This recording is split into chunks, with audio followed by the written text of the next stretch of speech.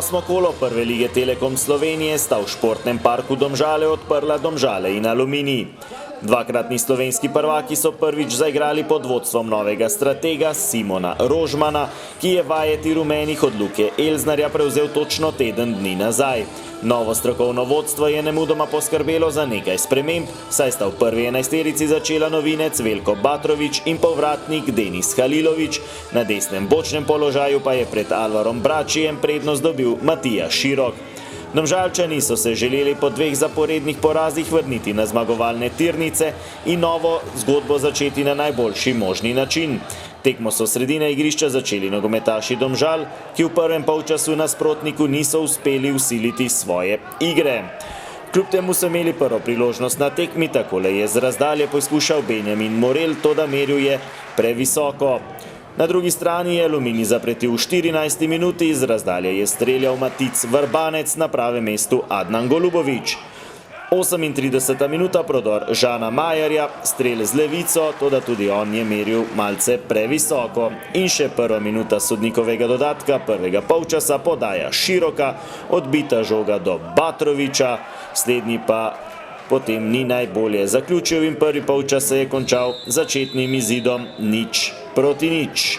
Drugi polčas so sredine igrišča začeli nogometaši Aluminija, ki so se v prvem polčasu prikazali v izjemno svetli luči. No, v drugem polčasu pa že v 38. sekundi prva priložnost za Domžalčane. Horvat je odlično podal do Bratanovića, ta v sredino, kjer je do strela prišel Morel, toda z voleja je meril previsoko. 60. minuta, priložnost za Aluminij, Lovro Bizjak je takole pobegnil po levi strani, podal v sredino, tam pa je bil najbolj spreten Jure Balkovec, ki je danes praznoval tudi svoj 22. rojstni dan.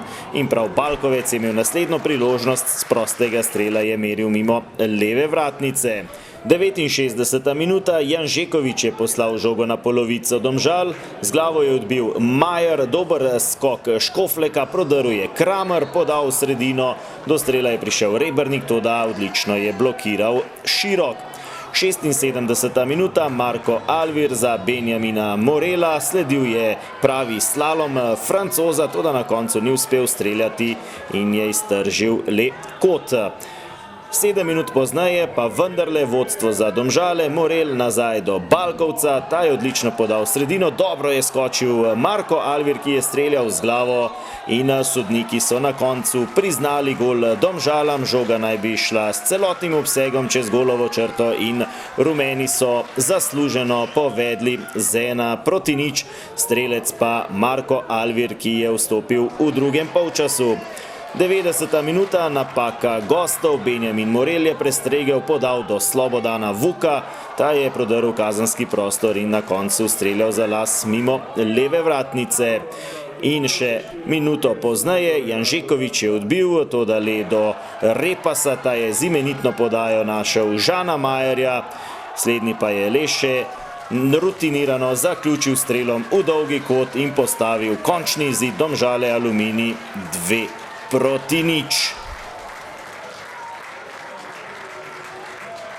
Iskrene čestitke mojim igralcem, nekako po tem šoku v tem tednu, ki se je zgodil. Moram reči, da so igralci fantastično odreagirali na zadevo. Moram reči, da smo bili kar tako zelo nekako vsi pod nekim stresom. Moram reči, da so fantje absolutno odreagirali z veliko mire energije. Tudi bom rekel, bi se zahvalil vsem sodelavcem kluba, da smo vse te, bom rekel, ovire, ki so pač nastale, bom rekel, skupnimi močmi skupaj rešili.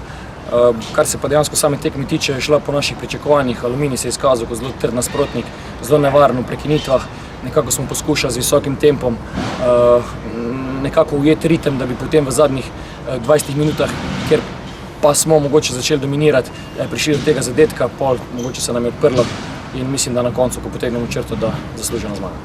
Domžalčani so zabeležili 4. zmago v sezoni in se vsaj čez noč prebili na drugo mesto prvenstvene lestvice.